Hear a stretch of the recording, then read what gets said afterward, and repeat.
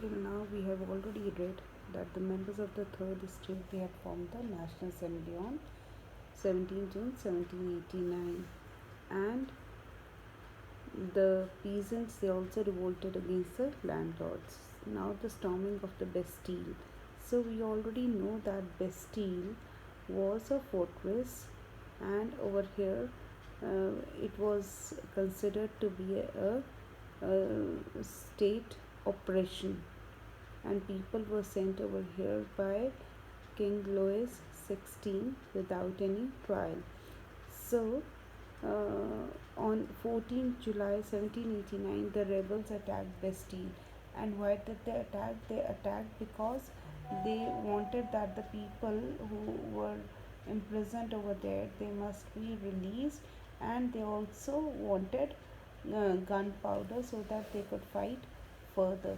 But when the governor of the prison he did not surrender, and he did not hand over the gunpowder to the members of the third estate, so they broke open the gates and released all the prisoners. So this event is popularly known as the storming of the Bastille.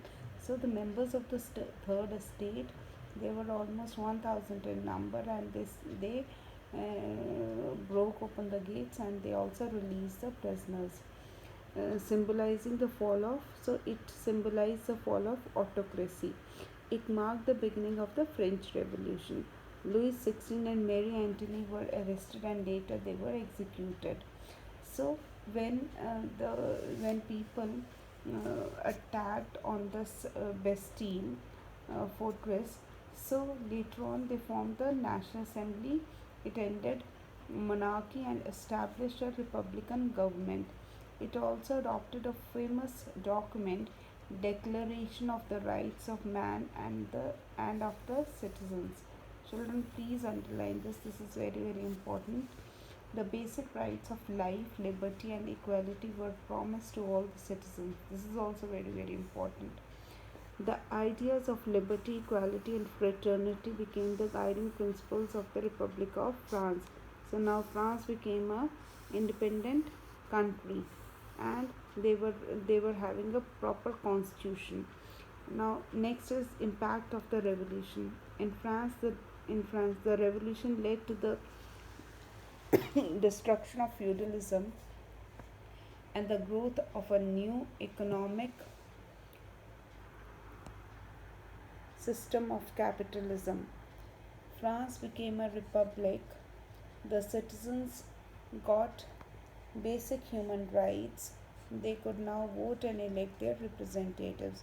So it led to the destruction of feudalism. So feudalism means where the king he used to give the land to the peasants, and they used to work for him, and used to help them during the wars. So, and a growth of new economic system of capitalism. So France became a republic. It became a republic. The citizens got basic human rights. We have already read about that, and now they could vote and elect their own representatives. So there was no more monarchy or autocracy. Rather, there was France became a republic. Outside France. So what was there? What was the condition or impact of this French Revolution outside France? The French Revolution popularized the idea of nationalism. People began to identify themselves with a particular nation. Many countries of Europe, which were divided into a number of small regions, tried to unite and form nation states. The ideas of freedom, equality, and justice inspired people all over the world to fight for their rights. So, this idea of nationalism it popularized throughout the world, and people then started fighting for their rights. So, students, we only have in our syllabus till here, and the post revolution, you must cut this part. You must also cut this whole part. Then the next also more to know is also to be cut. This part and this part is also to be cut. So the post revolution period is not in your syllabus. So we only have the chapter till here. Please note it down.